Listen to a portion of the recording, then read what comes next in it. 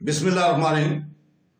شروع کرتا ہوں اللہ کے پاک نام سے جو بہت بڑا مہربان نہایت رحم والا ہے۔ دوستو، بہنوں، بزرگوں، السلام علیکم۔ آج کی صلاح الدین ایوبی کے معلوماتی ویڈیو نمبر 79 میں ہم بیان کر رہے ہیں سلطان صلاح الدین ایوبی کی بیماری سے صحت یاب ہونے تک کی داستان۔ تو دوستو، والی موصل اظہر الدین اور والی سنجار عماد الدین کا بھی یہی حال تھا کہ وہ بھی دونوں اپنے خدا سے یہی شکوہ کر رہے تھے کہ اس غاصب سلطان کو اتنی مہلت کیوں دی ہے، جلد از جلد اس کی سانسوں کا سلسلہ منتقل کر دے۔ ادھر دشمنوں میں والی مصر کی موت کی دعائیں کی جا رہی تھی، دوستوں عزیزوں میں سلطنت کی تقسیم اور وراثت کے جھگڑے کھڑے ہو گئے تھے، اور ادھر سلطان صلاح الدین ایوبی موت اور جسد کی کشمکش میں مبتلا تھے۔ اسلامی ریاستوں کے تمام ماہر طبیب حران میں جمع تھے اور اب تک بدل بدل کر سینکڑوں دعائیں دی جا رہی تھیں، مگر بخار ابھی تک نہیں اترا تھا۔ بس اتنا فرق آیا تھا کہ یہ بخار ہلکا سا ہو گیا تھا۔ سلطان گھنٹوں بے ہوشی کے عالم میں پڑے رہتے، پھر جب ہوش میں آتے تو اپنے تیمارداروں سے کہتے کہ وہ اسے اٹھا کر بستر پر بٹھائیں۔ پھر جب سلطان کئی آدمی اٹھا کر بٹھاتے تو وہ چند لمحوں سے زیادہ نہیں بیٹھ سکتے تھے، مجبوراً اسے دوبارہ لٹا دیا جاتا تھا۔ نقاہت کا یہ عالم تھا کہ گفتگو کرتے وقت ان کی آواز اتنی مدھم پڑ جاتی کہ بات سننے والوں کو اپنے کان سلطان کے ہونٹوں سے لگانے پڑتے۔ وہ بہت ایسا ایسا باتیں کرتے رہے اور پھر بے ہوش ہو جاتے تھے۔ تمام وفادار اور معتبر عمرہ جران کا حاکم کو کبرا اور کیفا کا شہزادہ نور الدین سلطان کے سرانے ہر وقت جمع رہتے تھے۔ کیفا کے شہزادے کو سلطان صلاح الدین ایوبی سے اس قدر محبت تھی کہ وہ تمام عمرہ کی موجودگی میں بآواز بلند دعا مانگا کرتے تھے، اے اللہ، ہر شے پر قادر ہے، تو نے ہر ذی روح کے موت کو وقت مقرر فرما دیا، اسے ٹالنے والا کوئی نہیں، لیکن تیری ذات بے نیاز ہے، تو اپنے حکم کو خود ہی منسوخ کر سکتا ہے۔ ہم گناہ گار اس قابل نہیں کہ تیری بارگاہ جلال میں کوئی نظر پیش کر سکے، پھر بھی تو رحمان و رحیم ہے، مانگنے والوں کو اپنے در سے خالی ہاتھ نہیں لوٹاتا۔ سلطان کے بدلے میری جان کا صدقہ قبول فرمائے اور اپنے اس جان سار سپاہی کو نئی زندگی بخش دے کہ ابھی دنیا اسلام کو صلاح الدین ایوبی کی شدت ضرورت ہے۔ کیفا کے شہزادے نور الدین کی دعا اس قدر اثر انگیز ہوتی کہ وہاں موجود تمام لوگوں کی آنکھوں میں آنسو آ جاتے تھے۔ بیماری اس قدر سنگین صورتحال اختیار کر گئی تھی، سلطان صلاح الدین ایوبی بھی اپنی زندگی سے مایوس ہو چکے تھے۔ پھر ایک دن اس نے اپنے تمام بیٹوں، بھائیوں اور سب کو کمرے میں جمع کیا، پھر عمرہ کو مخاطب کرتے ہوئے کہا، میرے بیٹے جنگجو اور جان باز یقیناً ہیں، لیکن کم عمر ہیں، اس لیے دنیا کے نشیب و فراز سے بے خبر اور سلطنت کے انتظامی امور سے ناواقف ہیں۔ میں انہیں تمہارے حوالے کرتا ہوں۔ آپ لوگوں نے جس طرح میرے مقصد کی تکمیل میں میرا ہاتھ بٹایا اور عہد وفا کے استوار کیا ہے، اس طرح میرے بیٹوں کے ساتھ بھی حسن سلوک کے ساتھ پیش آنا، نو عمری اور بشری تقاضوں کے تحت سرزد ہونے والی کوتاہی کو نظر انداز کرنا۔ بے انتہا کمزوری کے سبب سلطان صلاح الدین ایوبی کی آواز کانپ رہی تھی اور کبھی کبھی گفتگو کے دوران میں گم بھی ہو جاتے تھے۔ تمام عمرہ آنے قریب المرگ سلطان کے سامنے اس کے بیٹوں کے لیے وفاداری کا علم اٹھایا۔ پھر سلطان صلاح الدین ایوبی اپنے بیٹوں سے مخاطب ہوا، یہ میرے دو جانثار ہیں جنہوں نے آزمائش کی کڑی سے کڑی منزل میں بھی منہ نہیں موڑا اور میرے عظیم مقصد کی تکمیل کے لیے ہمیشہ سر بخف رہے۔ تم بھی انہیں اپنا بزرگ، رفیق اور غم خوار سمجھنا۔ ہر مشکل مرحلے میں ان کی مشوروں پر عمل کرنا۔ مجھے حق تعالیٰ کی ذات پر پورا بھروسہ ہے کہ میرے یہ دیانتدار ساتھی تمہیں گمراہی سے بچا کر سیدھے راستے پر لے جائیں گے۔ اس کے بعد سلطان صلاح الدین ایوبی نے اپنے بیٹوں، بھائیوں سے اپنے معتبر عمرہ کے آگے وفادار رہنے کا حکم حلف اٹھوایا۔ پھر آسمان کی طرف دیکھتے ہوئے رونے لگے، اے مالک ملک، اپنے عاجز گناہ گار بندہ صلاح الدین ایوبی کو معاف فرما کہ تجھ سے اور سلطان عادل سے کیے ہوئے عہد کو پورا نہ کر سکا۔ یہ کہتے کہتے والی مصر کی حالت غیر ہو گیا اور وہ بے ہوش ہو گئے۔ یہ صورتحال دیکھ کر سلطان کے بیٹے بھائی اور تمام عمرہ رونے لگے۔ فوری طور پر طبیب خاص کو بلایا گیا۔ اس نے سلطان صلاح الدین ایوبی کی نبض دیکھی جو بہت مدھم چل رہی تھی۔ پھر اس نے مایوسی سے سر کو جنبش دی اور اس کمرے میں موجود تمام لوگوں کو مخاطب کرتے ہوئے کہا، آج کی رات سلطان محترم پر بہت بھاری ہے۔ یہ ایک طبیب کا اندازہ تھا، مگر حقیقتاً وہ صلاح الدین ایوبی کی بیماری کی آخری رات تھی۔ سلطان رات بھر بے ہوش رہے، مگر اس عالم میں بھی اس کے ہونٹوں کے مسلسل جنبش ہوتی رہی، جیسے وہ کچھ کہہ رہے ہو۔ کمرے میں موجود تمام لوگوں نے جھک کر بہت قریب سے سلطان کی بات سننے کی کوشش کی۔ صلاح الدین ایوبی بار بار ایک ہی دعا مانگ رہے تھے، اے اللہ، مجھے تیری بارگاہ جلال میں حاضر ہونے ہوئے شرم آتی ہے کہ میں دنیا میں کس لیے آیا تھا اور کیا کر کے واپس جا رہا ہوں۔ اے مالک روز جزا، تیرے سوا میرا دستگیر اور مشکل کشا کون ہے؟ اے رحم و رحیم، میں تجھ سے تیری بے مثال رحمت کا سوال کرتا ہوں، مجھے سر محشر اس شرمندگی سے بچا لے کہ تیرے سوا کوئی کارساز نہیں۔ تمام لوگوں کی آنکھوں سے آنسو جاری تھے اور طبیب خاص کا ساتھ سلطان صلاح الدین ایوبی کی نبض پر تھا۔ نبض اس طرح مدھم رفتار سے چل رہی تھی یہاں تک کہ رات کا صبر تمام ہوا اور اذان فجر سنائی دینے لگی۔ یکا سلطان صلاح الدین ایوبی کی آنکھیں کھول دی اور اس کے زرد چہرے پر کسی قدر سکون کے آثار نظر آنے لگے۔ خاص طبیب نے گھبرا کر والی مصر کی پیشانی پر ہاتھ رکھ دیا، پھر وہ مسرت انگیز حیرت کے ساتھ کمرے میں موجود لوگوں سے مخاطب ہوا، شاید بخار اتر گیا ہے۔ واقعتاً بخار اتر گیا ہے اور سلطان صلاح الدین ایوبی معجزانہ طور پر موت کے منہ میں جاتے جاتے زندگی کی طرف پلٹ آئے۔ پھر بھی وہ اتنا کمزور ہو گیا کہ کئی ماہ کے مسلسل نگہداشت کے بعد صرف چلنے پھرنے کے قابل ہو سکا۔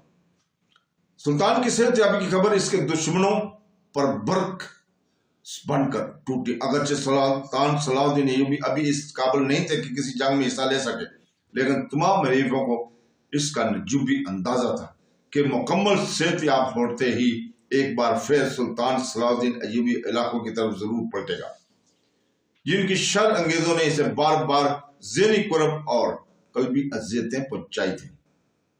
صلاح الدین ایوبی کی صحت یابی کی خبر نے سب سے زیادہ والی موثر حضرت الدین مسعود کو متاثر کیا تھا۔ وہ اس قدر بدحواس تھا کہ اس کی راتوں کی نیندیں حرام ہو گئی۔ صلاح الدین ایوبی ابھی تک اپنے دوست قبری کے یہاں ایران میں مقیم تھا اور جسمانی کمزوری کی باعث طویل سفر طے کر کے اپنے دارالحکومت دمشق نہیں جا سکتا تھا۔ پھر بھی والی موصل حضرت الدین مسعود پر اس قدر دہشت تاری تھی کہ اس نے اپنا ایک وفد حیران بھیج دیا۔ وہ ہر حال میں صلاح الدین ایوبی سے صلح کرنا چاہتا تھا تاکہ اس کا علاقہ اور زندگی صلاح الدین ایوبی کی جان بعد سپاہیوں سے محفوظ رہ سکے۔ مگر اس وقت حضرت الدین مسعود کی حیرت اور وحشت کی کوئی انتہا نہیں رہی جب سلطان صلاح الدین ایوبی نے موصل کے وفد کے ساتھ ملاقات کرنے سے انکار کر دیا۔ حضرت الدین مسعود والی مصر کے انکار کے پیچھے کوئی اور ہی خون ریز منظر دیکھ رہا تھا۔ اس نے ایک لمحہ ضائع کے بغیر اپنا دوسرا وفد بغداد بھیجا اور خلیفہ سے التجا کی کہ وہ اس کے اور صلاح الدین ایوبی کے درمیان صلح کروا دے۔ آخر خلیفہ بغداد کی سفارش اور مداخلت سے سلطان صلاح الدین ایوبی حضرت الدین مسعود کے وفد سے ملاقات کرنے پر راضی ہو گیا۔ پھر طویل مذاکرات کے بعد سلطان صلاح الدین ایوبی والی موصل حضرت الدین مسعود کے درمیان ایک معاہدہ طے پا گیا۔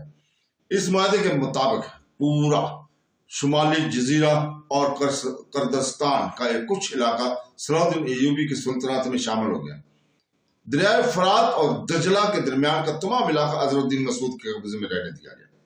اب والی موصل سلطان صلاح الدین ایوبی کی ایک معزز کارندے کے سوا کچھ نہیں تھا۔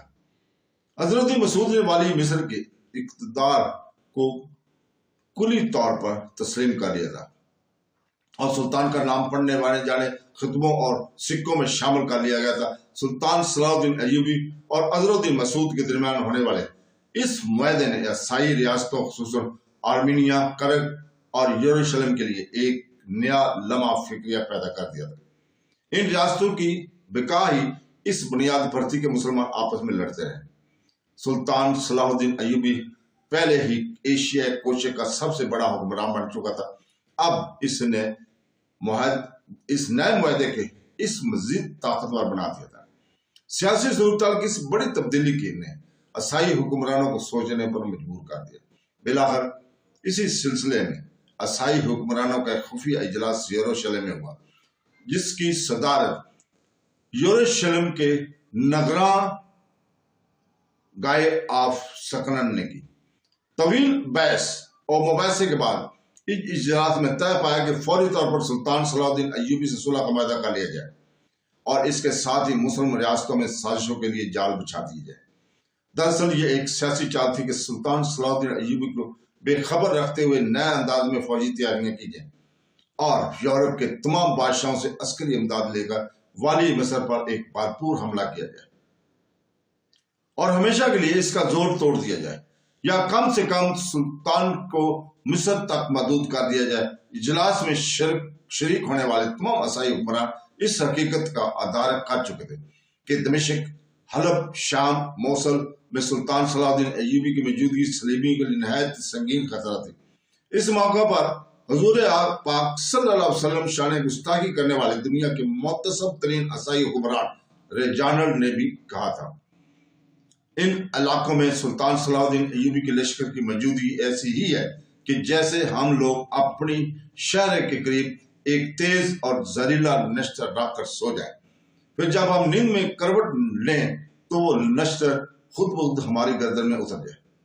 करक के हाकम रिजानल ने बड़े पते की बात कही थी, जिससे इजलास में शरीक होने वाले ईसाई हुक्मरानों ने इत्तेफाक किया। फिर यरूशलेम के नगरान आला गाय ऑफ लश्कर ने अपना एक सफीर सलाहुद्दीन अय्यूबी के पास रवाना किया। सुल्तान उस वक्त अपने दारुल हुकूमत दमिश्क में मुकीम था और तकरीबन मुकम्मल सेहतयाब हो चुके थे। यरूशलेम के नगरान आला ने सलाहुद्दीन अय्यूबी का नाम एक खत तहरीर किया था, जिसकी अबारत हिस्ब ज़ैल थी। खून के दरिया और बहुत सी लाशें देखने बाद हम इस नतीजे पर पहुंचे कि जंग और जद्दाद से कब्रिस्तान तो आबाद हो सकते हैं, लेकिन कोई सब्जादार या दिलकश इमारत तमील नहीं की जा सकती। इसलिए हमें चाहिए कि हम फौरी तौर पर एक दूसरे की वजूद को तस्लीम करें, सुलह आतशी के साए में बेखौफ व खतर खुशहाल जिंदगी गुजारें। सुल्तान सलाहुद्दीन अय्यूबी ने यरूशलेम के सफीर को इज्जत और तकरीम के साथ दमिश्क के महल में 3 दिन तक ठहराया और गाय ऑफ लश्कर के तहरीर करदा खत के एक लफ्ज पर गौर करता रहा। वाली मिस्र ने असाइयों से इतने फरेब खाए थे कि इस कौम से इसका एतबार ही उठ गया था। माजी के तजर्बात ने उसे यह राज अच्छी तरह समझा दिया था कि जब सलीबियों पर बुरा वक्त पड़ता है तो मुकाबल के पैरों पर सर रखकर जिंदगी की भीख मांगने लगते हैं। फिर जब इन्हें मौका मिलता है तो वो अपने उसी मौसम को जिसने उनकी जान बख्शी थी बेदरेक कत्ल कर दिए जाते हैं। अपने मुशाहदात की इसी रोशनी में सुल्तान सलाहुद्दीन अय्यूबी ने अंदाजा कर लिया था कि गाय ऑफ लश्कर की ये पेशकश बिला सबब नहीं थी।